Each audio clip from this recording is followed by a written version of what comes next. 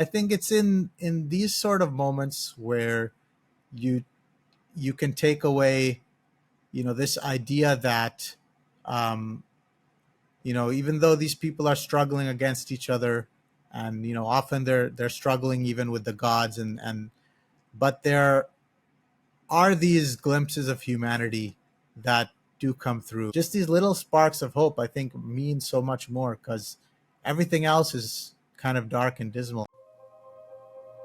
Do you love science fiction and fantasy books? You found yourself in the right dimension. Welcome to the greatest podcast in the multiverse, where each week I talk to science fiction and fantasy authors about myth, magic, and the infinite possibilities of storytelling. I'm your host, Herman Stuernagel, and I will be taking you on a journey with some of your favorite authors, helping you to get to know them and possibly uncover some new literary gems along the way. Ready to explore? Because on this show, every conversation is a doorway into a different world. So, welcome once again to the greatest podcast in the multiverse. I am really excited to have Zamil Akhtar here today. Zamil, welcome. Thank you for having me. Excited to be here. You are very welcome. Can you get us started here and just tell us a little bit about your writing journey and what has brought you to this point in your author career? Yeah, so I started my writing journey writing horror short stories. So I actually like to describe myself as a horror author masquerading as a fantasy author, because my roots are in horror, and that's kind of what got me going in writing. But all my novels have been fantasy novels. So I went from writing horror short stories to these big, chunky fantasy novels. But I put a lot of that horror DNA into my fantasy. So that's the unique appeal to it. It's also got a lot of like Middle Eastern flavor, since that's the part of the world where I'm from. So it's got that unique mix. Nice. And so, how long have you been writing for? Oh, I've been writing for I've been writing technically all my life, but I started writing novels back in maybe 2008, and I was just sort of writing them for fun.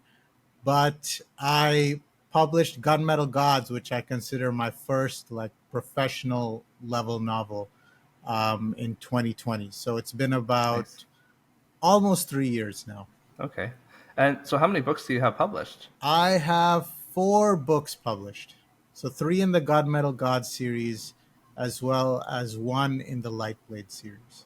And Elder Epoch is your most recent release? Yep, it's the third book in the Gunmetal God series. Okay, awesome. So, Zamal, can you tell us a little bit about why you write? What's the motivation behind your storytelling? Yeah, that's a good question. Often I wonder myself. I think from a very young age, I always like just to fall asleep. I had a lot of trouble falling asleep, from a very young age. So just to get to Okay. sleep, I dream up these stories in my head, Hmm. and uh, they were very fantastical, and just think about like a child's imagination, right? And so I always had this sort of drive to one day tell stories, because I was always daydreaming, all these different worlds in my head. So I think it starts from that. That's kind of the germ of it. That's sort of where the drive came from. And then, later on, when I grew up, when I became an adult, uh, to me, I took up writing as a hobby. So writing was just something that I did, sort of to get all the stuff that's in my head out of my head and on the page, so that my mind would be clearer. Um, and I even wrote Gunmetal Gods mostly just thinking this was just a hobby, and I was going to write a book that I really enjoyed, that is just for myself, that contains a lot of ideas that I love. So having the community also enjoy the book so much, and having so many people love the book, was sort of just a surprise. But it's gone from there, and now it's I'm working on the fourth book in that series. Nice. Yeah, so really having people enjoy your work has really hold you into continuing to write? Is that kind of what what it sounds like at least? Yeah, absolutely. Because now writing isn't a hobby anymore, so I have to get a different hobby. Now writing is more of a profession, so I tell myself, okay, I have to sit down and write this many words, and I have to complete this book and do it by this time.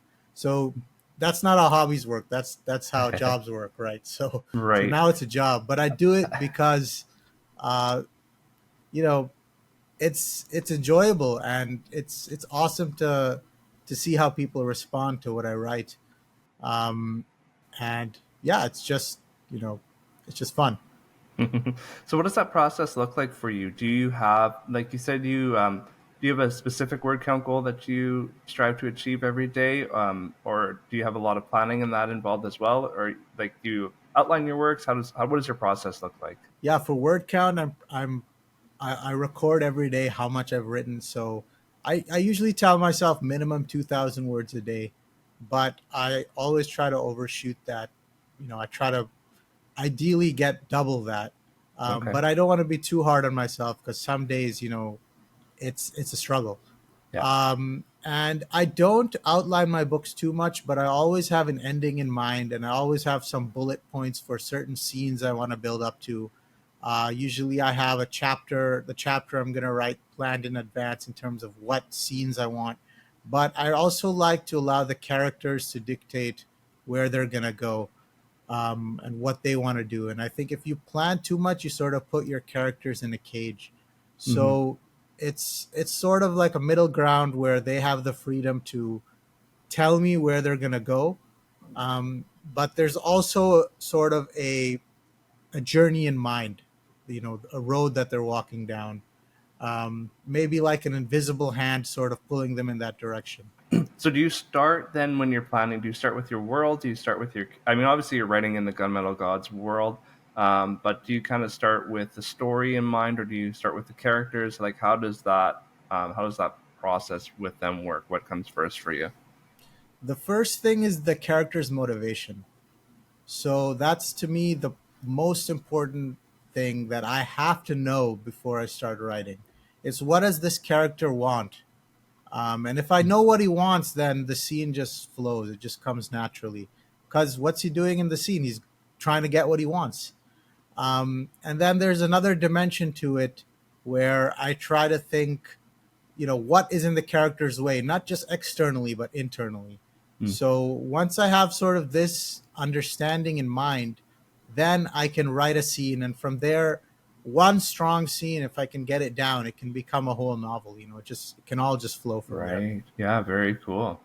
Uh, so, how about your influences? What other authors have influenced you and your works? Yeah, that's a good question.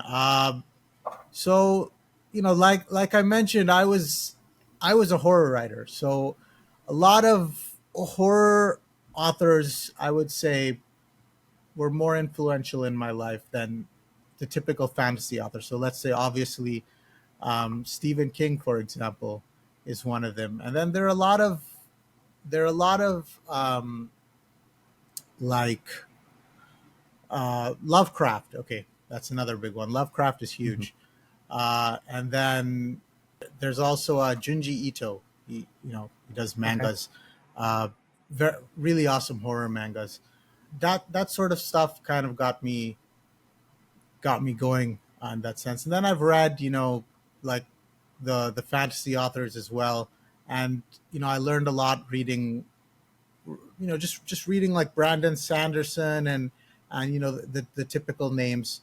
Another author who I really enjoyed was Saladin Ahmed. So he's Okay. a Arab author, and I read him when I was in college, and that's sort of he's the one who inspired me to think that you could write a fantasy world based on the Middle East instead of on Europe.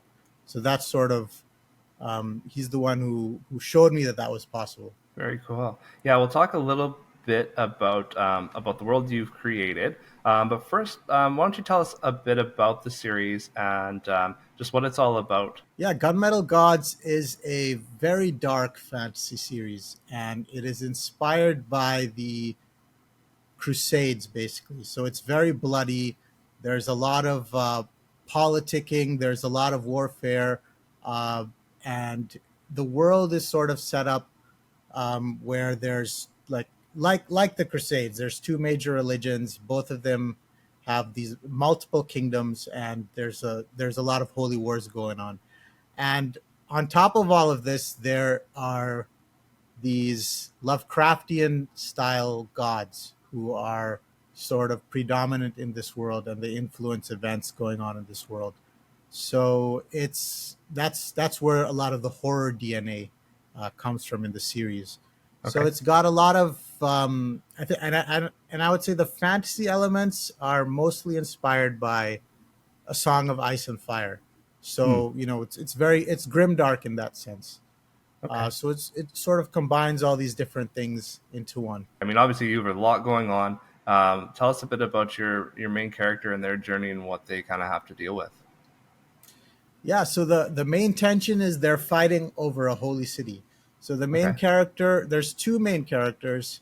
Uh, One is on one side and the other is on the other side, and they're fighting each other basically. So that's sort of the whole pull of the story, is that these two characters are playing like a chess game against each other, in and they're fighting over a single city. So it's a zero sum game. They both can't have it, and it goes through, this every chapter alternates point of view, and there's only two points of view. So you see what one side is doing, and then you see how the other side responds, and it just keeps going from there. And it continually escalates. So the characters are both warriors, and they're both sort of leaders of fighting men. They're both generals, and they have different religions, and they belong to different kingdoms, but in a lot of ways they're very similar. They're both fathers. They're Hmm. both they both struggle in their love lives, for example. They both have a lot of similarities, but at the end of the day they view the other as sort of less than human, and as just an Hmm. enemy and someone to be destroyed. Was that a theme that you intentionally explored when you went into writing the series, or was that something that just kind of came out organically as you were writing it? Yeah, that's a theme I've always wanted to explore, and it's a major theme in all my writing, Hmm. because I myself have sort of, I grew up mostly post September 11th, so I have sort of seen this thing, and I sort of, I live in the Middle East, but I've also lived in America, so I've seen both sides of where people sort of view the other side as just being totally wrong, and barely human beings. Hmm. So I've seen sort of this othering, and I've seen how it works from both sides. And so I wanted to tell a story that reflected that, but that, the underlying theme at the end of the day is that, okay, they may hate each other, but they're very similar. They're almost the same. So Yeah. that's sort of, yeah, that's the theme. I really, that's one of the themes of books that I really love. So when you have that posturing of, everyone has kind of their own motivations for what they're doing, and when you're looking from two sides of two different cultures like that think that they are so diametrically opposed to each other, but at the end of the day, like you said, your main characters, they have really a similar life once they go back home. If they both have similar motivations and ideas, and they have families, and it's so easy for us to look at somebody else as the other and not realize what their story is. That sounds really cool. Yep, exactly. That's sort of what I hope, people take away from the story. Awesome, awesome. So, what was the inspiration behind this series when you set out to write it? What inspired you to do this? I think I never intended to do this. It really happened on a whim. So one day I went to visit a friend, and I think the eighth season of Game of Thrones was on TV. So we were just sitting in a hookah cafe smoking, and we started talking, and we were talking about Game of Thrones and how it would be really cool to have a similar series but based on Middle Eastern history, because George Awesome. R. R. Martin, he draws like everything, almost everything in the series that is a big major event comes from events in European history. Yeah. So I thought I thought of doing something similar, but with Middle Eastern history. But at the time, I was only writing horror short stories, so I wasn't very confident I could do it, and I didn't really think I had the chops to do it, basically. But I just went home and I started writing it, and I had fun. I think that was the main thing. That Nice. sometimes even now today I forget is that when I wrote Gunmetal Gods, I was just sitting there having fun. I was just a kid. I had a very simple idea, and I just wanted to get it down onto the page.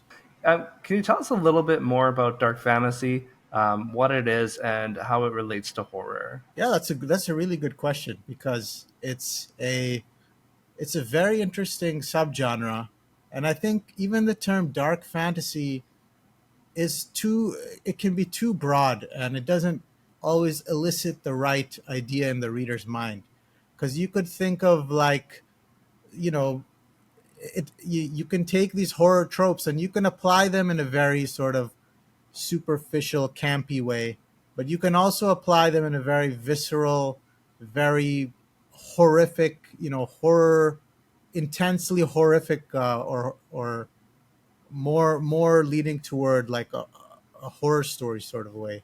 And that's what I mainly did with Gunmetal Gods, because I do love horror tropes, and I love cosmic horror. I love Lovecraft, and Lovecraft himself is sort of already within fantasy, is heavily drawn upon.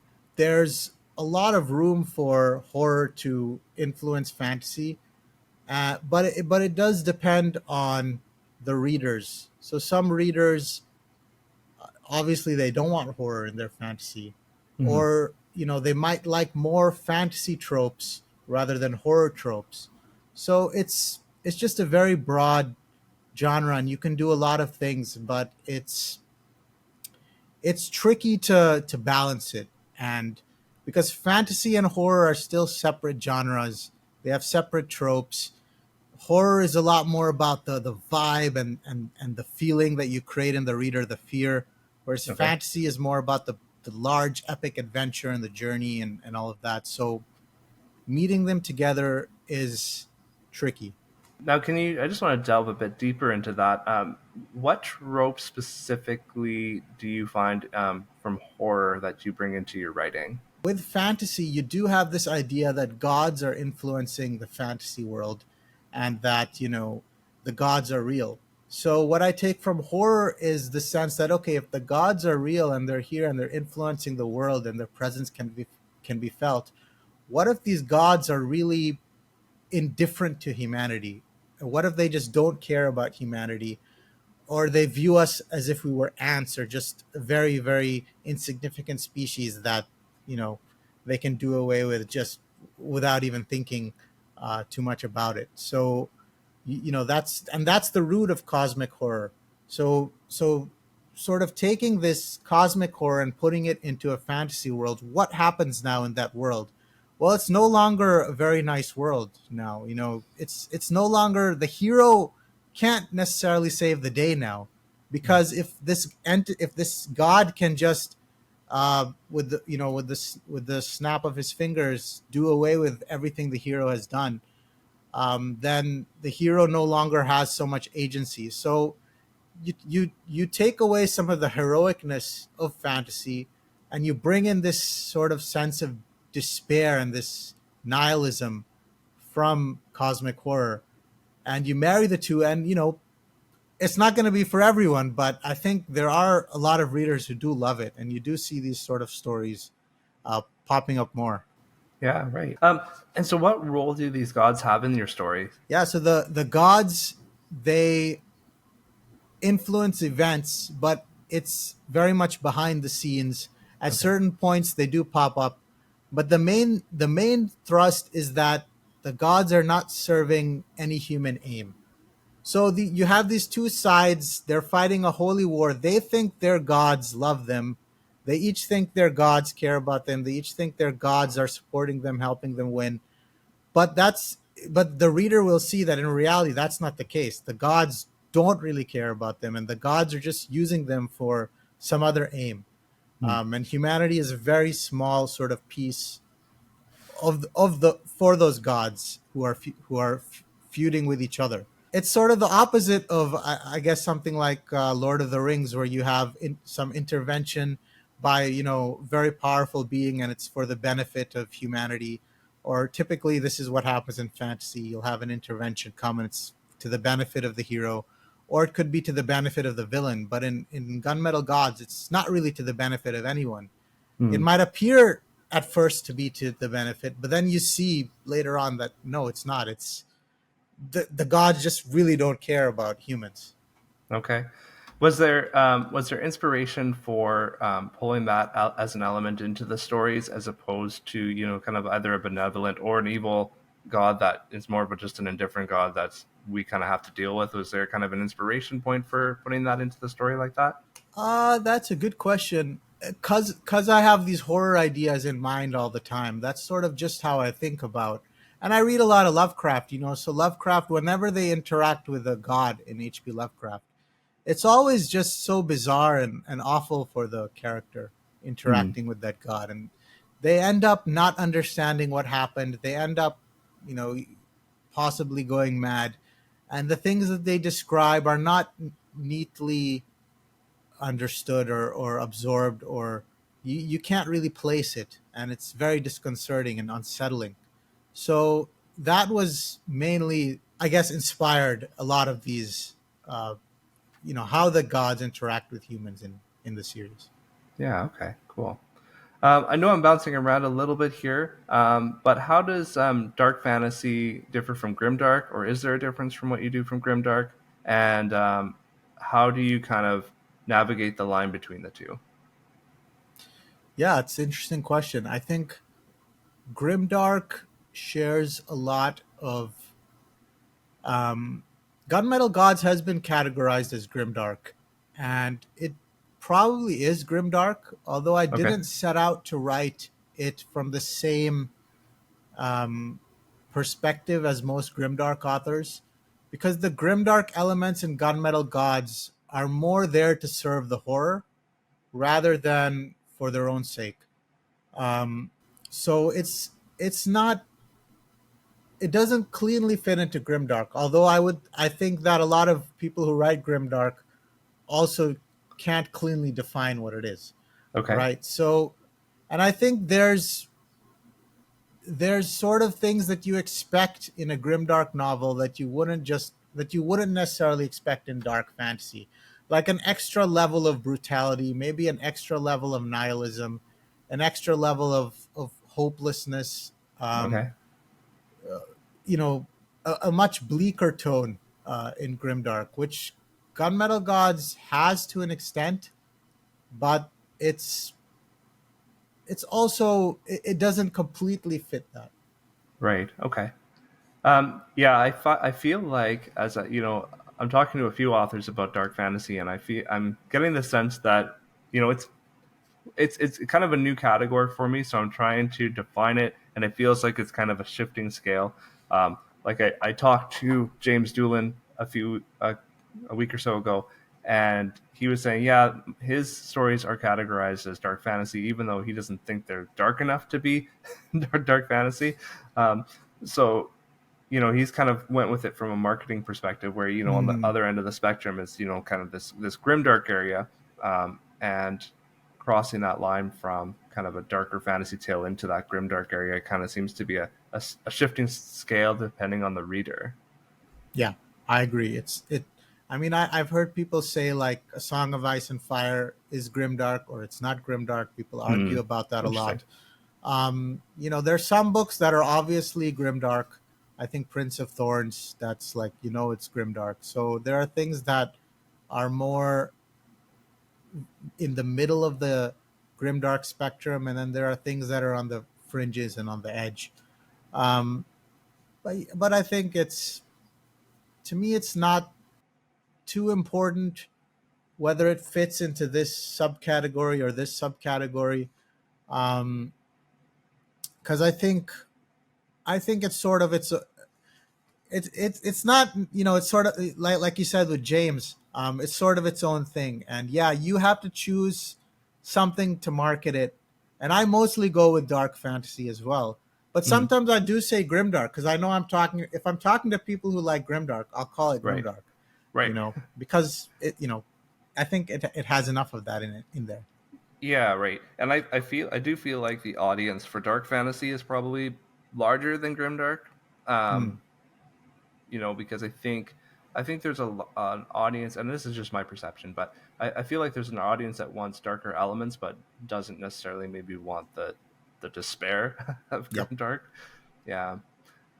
So as you were writing, did you have any difficulties merging kind of fantasy and horror tropes together? Was there anything that about that process that you found to be difficult?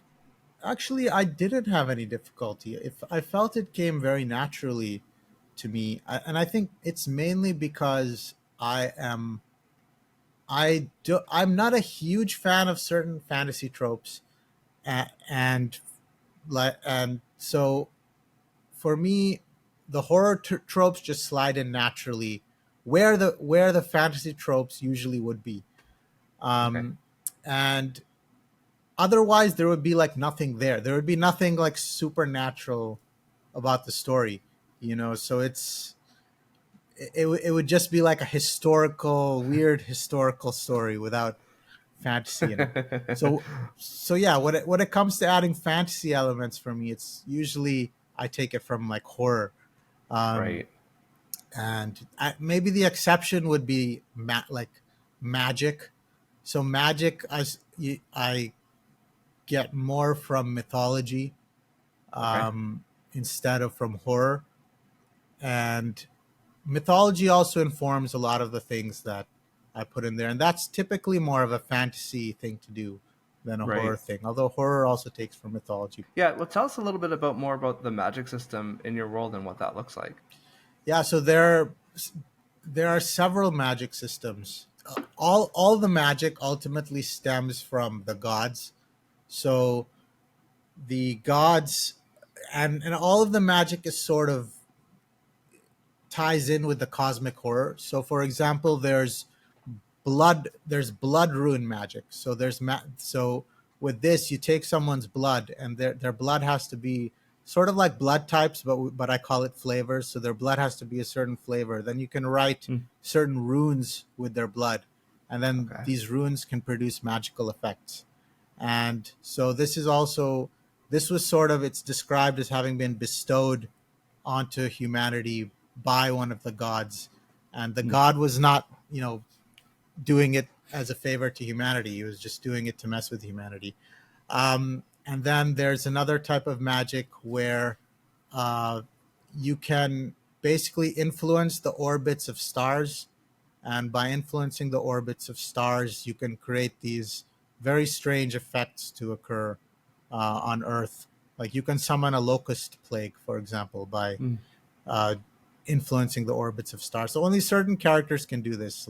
Okay. And then there's more. There's sort of an elemental magic system, but it's based on jinn. So there are these different jinn tribes in the world, and they each sort of correspond to an element.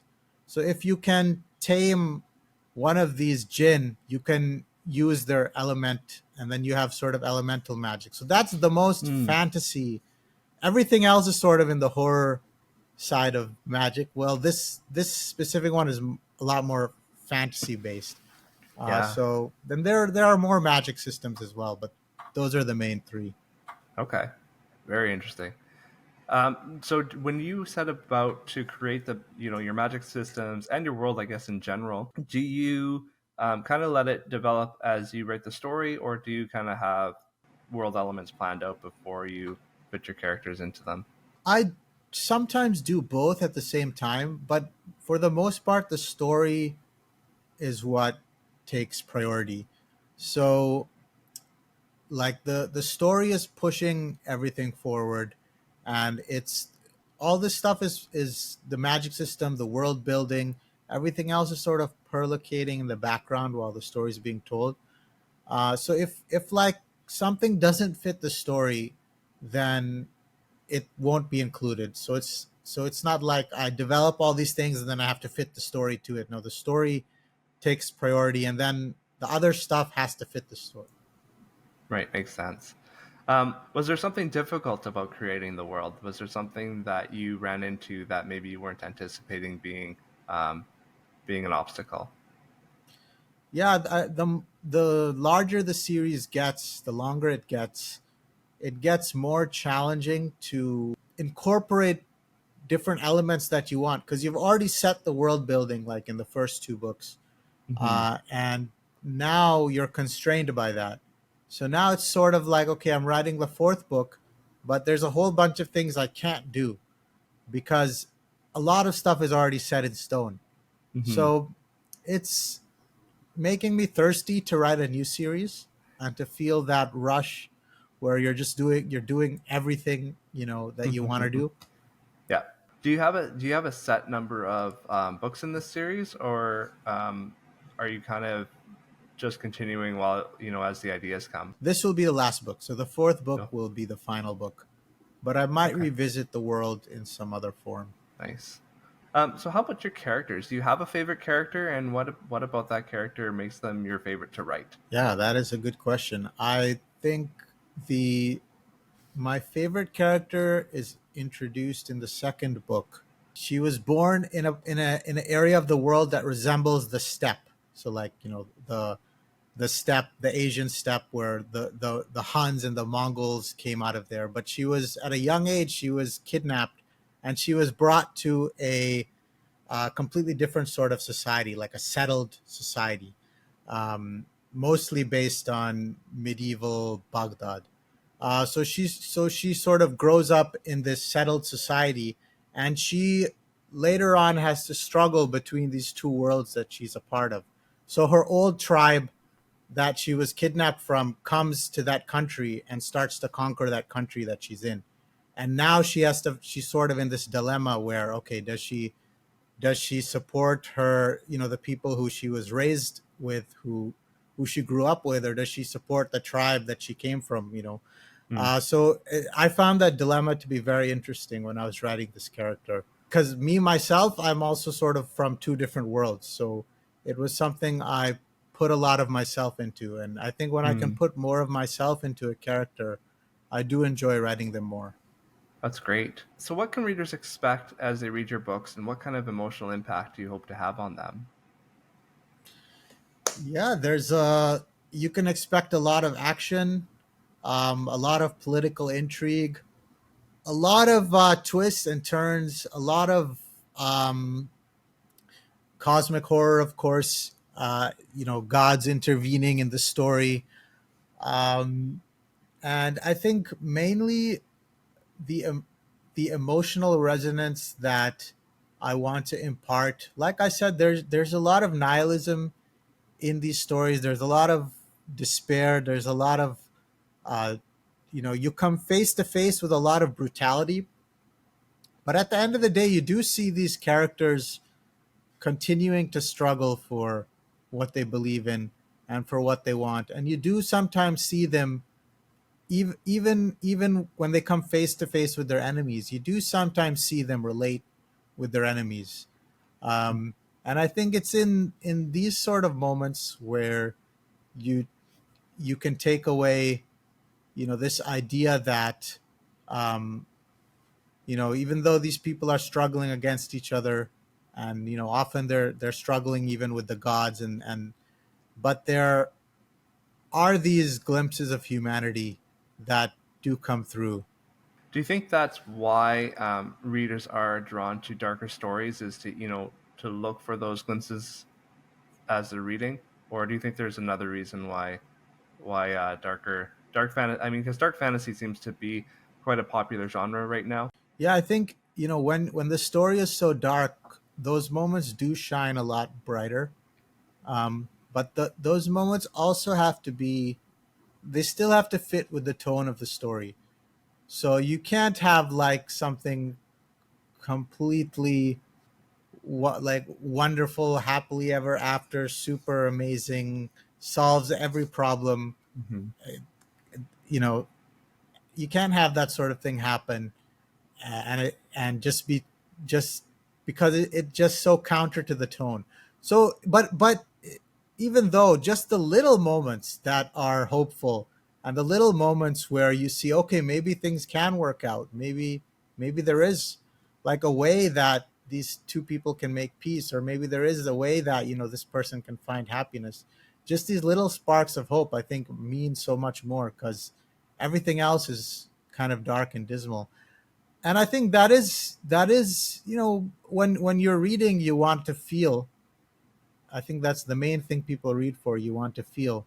So the more the more you can bring people to these moments, these emotional moments where they are feeling them, that that definitely is a reason why dark fantasy is popular.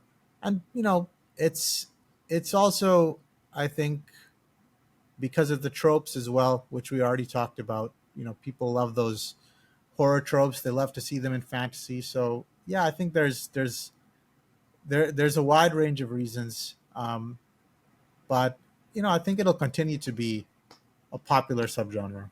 Awesome. When is book 4 coming out, or do you have a planned publication date for that? I don't have a firm date, but it'll definitely be out next year, and I'm aiming for like the second quarter of next year. Excellent. And do you have any other projects that you're working on, or that you have mapped out in the back of your mind that you can tell readers about? I don't have anything like concrete. Sometimes I work on other projects, but there's nothing like that has developed to a point where I think it's okay. This is a big major project, and I can announce it. Yeah. So, but definitely after Gunmetal Gods, I still have to write more books in the Lightblade series. But I'm gonna come up with another series as well. So, but that isn't something which I'm at the point where I know what it is, I guess. Right. Yep. Awesome. From my final question, this is the greatest podcast in the multiverse. So, can you tell me about how, in a parallel universe, a different choice might have shaped another version of your life?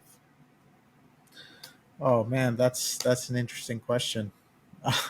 Yeah, I mean, like I said, my Gunmetal Gods, I wrote that on a whim. I was just at a cafe with my friend, and so maybe I didn't accept that invite from him that day, and we Hmm. never had that discussion, and then I never wrote the book. And maybe I'm still Yeah. writing horror short stories, and Right.